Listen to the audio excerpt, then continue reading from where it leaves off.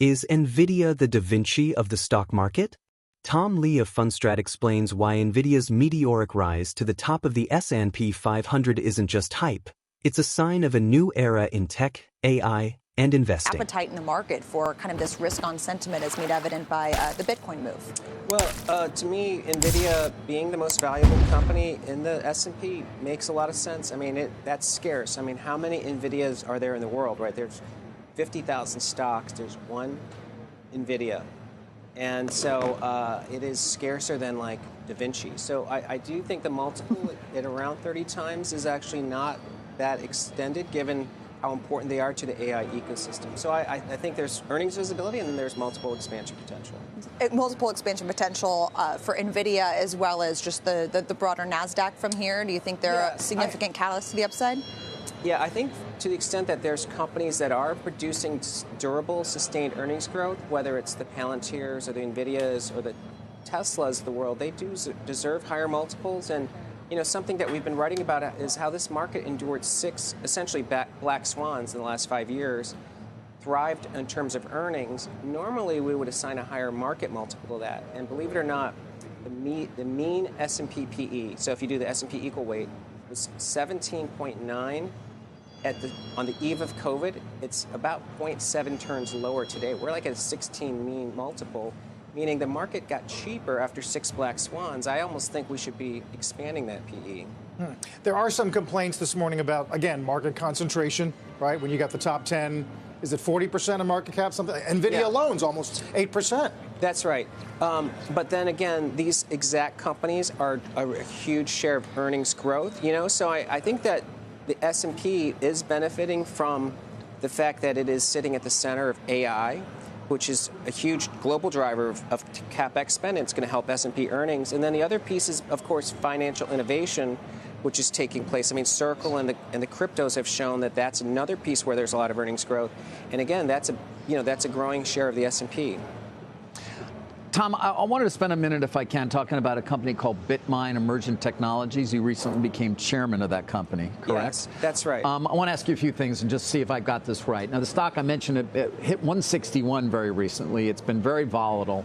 The company did a PIPE, 250 million, I think sold as many as 55 million shares at, I guess, 450 or so a share, correct? Yes.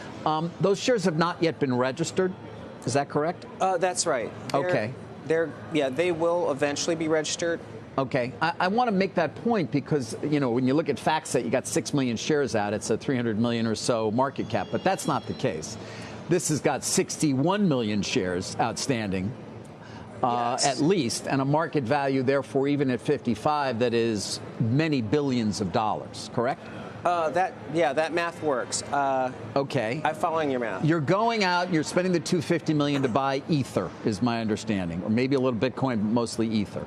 Yes, it is for Ethereum. Okay. And so this trades at a huge multiple to the amount of Ether you conceivably could buy with the money that was raised in the PIPE.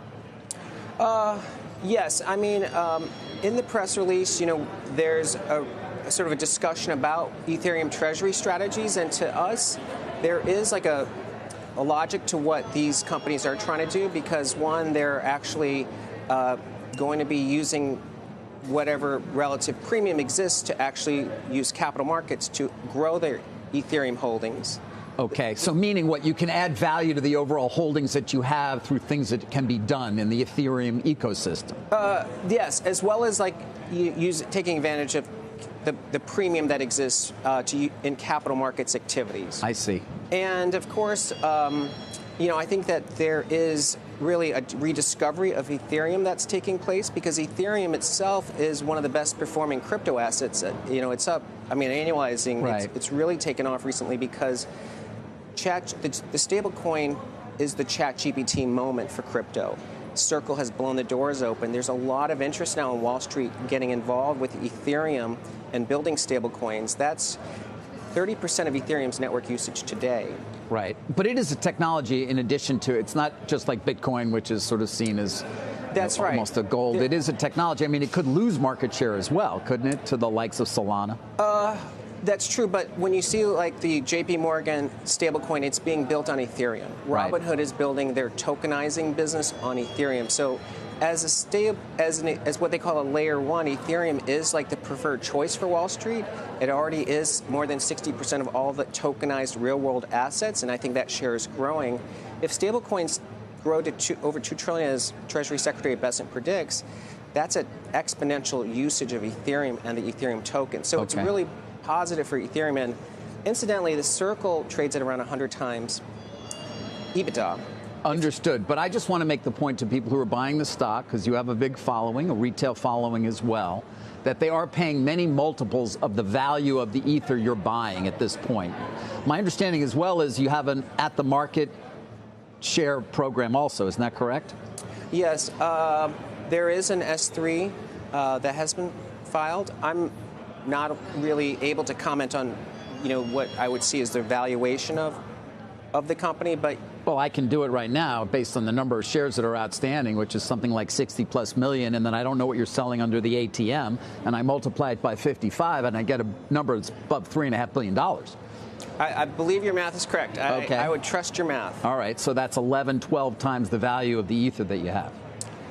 I mean, I'm just doing quick math here. Yeah, or it depends on really how much is being accomplished through all these combination of activities as well. Okay. All right.